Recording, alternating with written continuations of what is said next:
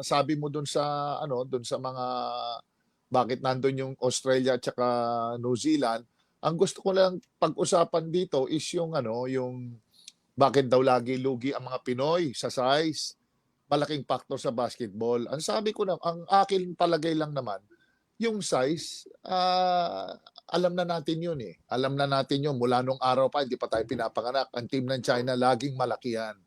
Laging, syempre, lahat ng dinidevelop mo, matatangkad na player. Do you think they have the advantage? Yung iba pa nga, nag-i-intermarriage eh. Kung di nila alam, si Yao Ming is a product of an intermarriage, mother-father. Okay. Parehong 6'7", 6'11 ata. So you can really say, dito sa mga katalakas natin na talagang hinahanda nila, pati pag-aasawa ng player, matatangkad, para ang offspring, matangkad din. Kasi kung parehong nag-asawa, 5'5", at saka 4'11", aasa ka ng ang anak mo, 6'11", eh hindi mangyayari yun. So makikita mo, talagang dito sa basketball, kailangan talaga paghandaan mo. Yung recruitment mo, paghandaan mo. Ito, pati sa pag-aasawa. Kung pwede kang mag-recruit sa Amerika, ito, which is ang Pilipinas, ginagawa na, nagre-recruit tayo ng Clarkson, ng Brownlee, para nag-i-infuse tayo, pinapalakas natin yung team. Recruitment pa rin ang sikreto eh. Hindi lang meron na kasi tayong chance na mag-naturalize, meron na tayong chance tumingin sa mga Phil Americans, Phil Australian, or kung sino man na mga may dugong Pinoy, kinirikot natin, sinasama natin sa team. Ngayon, saan magkakatalo yan?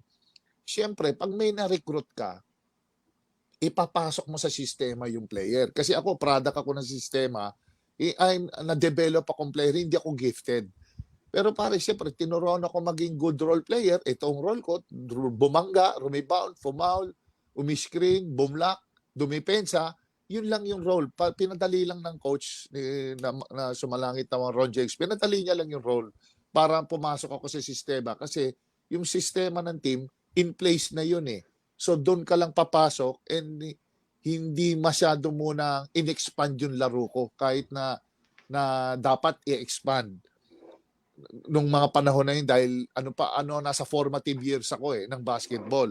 So ganun na muna, yung sistema munang in place, tapos nag-integrate lang ako sa sistema, kami batang player, and dapat merong tamang formula.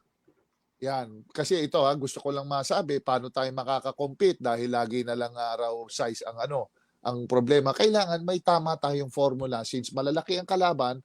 Dapat kasi nangyari na yan nung panahon nila Kaloy-Loy Saga, hindi sila katangkaran pero sila Bogs Adornado, sila Senator Sonny Jaworski, lumalaban sila eh. Sila highly skilled, talagang kompleto yung team, balansyado yung team. Sila, very competitive sila. Ang tangkad, hindi nawawala talaga yung tangkad sa laban, but kailangan may tama kang formula in winning. Sasabayan mo ba sa speed? Sasabayan mo ba sa hardcourt offense? Kukompletohin mo ba yung laro mo? Out-shootan ba ang labanan? O balance ka na may depensa-opensa? Kailangan tama yung formula mo para para makakompete ulit tayo, bumalik tayo ulit dun sa world stage of basketball. Hindi because meron tayong height advantage. Ayun, sa akin lang naman, masusing recruitment program, tamang sistema na itatakbo, at winning formula. Winning formula yung kailangan na igawin natin para bumalik tayo sa world stage ng basketball. Hindi na tayo pwedeng mag-learning process kasi na tayo dumating na tayo sa sitwasyon na nasa world na tayo So siguro na lang, i-enhance na lang natin yun.